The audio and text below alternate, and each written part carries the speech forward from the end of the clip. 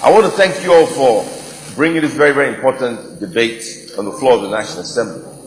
But I take a different perspective to what has happened here.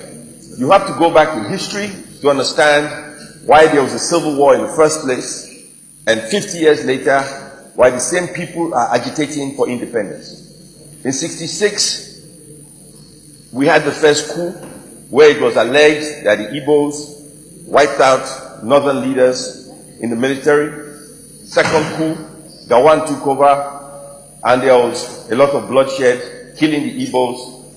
Igbos were killed in the north. They moved back to eastern Nigeria. Ojukwu became head of state, declared a nation called Biafra. The war started. We fought for 3 years. The war was over, and southeastern Nigeria and eastern Nigeria, as it was called, was integrated into Nigeria.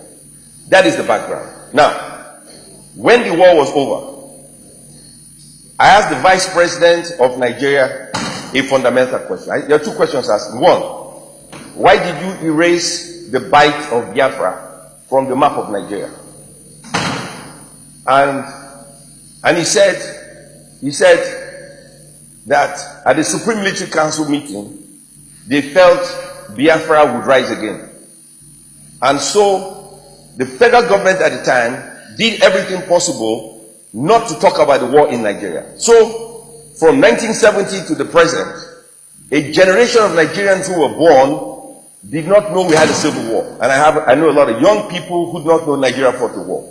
This policy of being an ostrich and not addressing issues is counterproductive. If you lived in America, you know you had the Vietnam War, which happened at the same time as the Nigerian Civil War. You had the Korean War, you had the First World War, you had the Second World War. You have all kinds of wars. And they talk about it all the time. If you watch the Discovery Channel, you can see all the wars in the world. And the reason they televise these wars is so that you can learn from the mistakes of others, so that you do not become a fool and make the same mistakes and fight again. And so here we are 50 years later, talking about something that could have been avoided if the federal government at the time understood the value of history. So one, we erased the Civil War from our consciousness.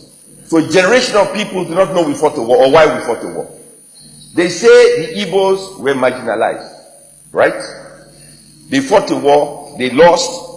Today, they are the most industrious people in the country today. They are the richest Nigerians in the country today.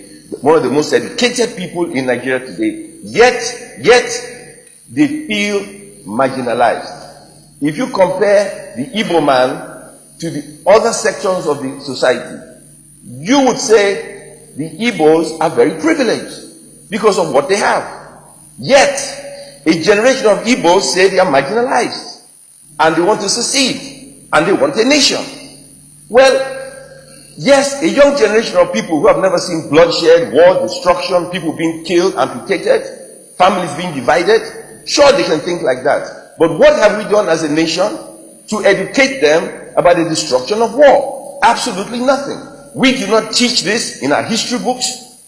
We do not tell our children what war is all about. It's easy to talk about war. How many people have carried a gun, an AK-47, a machine gun, a machete? How many people have carried a gun? How many people have used a gun? How many people have fired a shot? How many people? Those who talk about war, those who talk about bloodshed, those who talk about confusion, have never carried a gun. So how do they know how people die? Have they seen blood? And yet here we are debating a subject that we as a nation should understand. The educational system does not teach it, and our people do not understand it, and the federal government of Nigeria do not recognize it. And so my position is different. If the federal government do not recognize a fundamental problem in our educational system, a fundamental problem on how television is viewed across the country, then we have a fundamental problem. And we must address the problem at the source. What is the problem? We are the problem. It could be Biafra today. It could be South-South tomorrow. It could be North-East the other day. It doesn't matter. The problem is we are not addressing the problem that unites or divides us. And this must be addressed. Our educational system is one of the worst I've ever seen in anywhere in the world. It is terrible. Our policy on information makes no sense whatsoever. And here we are talking about an impending crisis. A lot of people forget. I don't know. I'll be quick. How many people remember December 31st, 1983, when there was a military coup. A lot of people forget.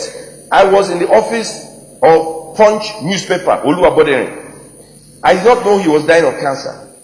But there he said to me, Nigeria must change, and he would do whatever it took to bring down the Shagari administration. He did an editorial 3-4 days before the military coup. Front page, back page, inside front page.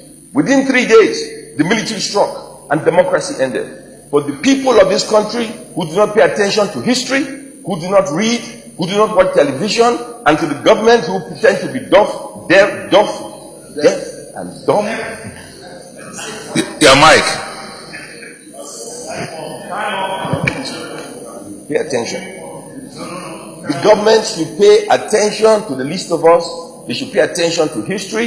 There is a way out, but to pretend, and when you erase Biafra Biafra from the map, nobody has a right to erase a name, Biafra Biafra, from the map. If it's Biafra Biafra, put it back on the map. You have no right to take Biafra Biafra off the map, put it back on the map, and let's fix our problem. Thank you, Mr. President. Thank you. Sir Nala. Thank you very much, Mr. President, and my distinguished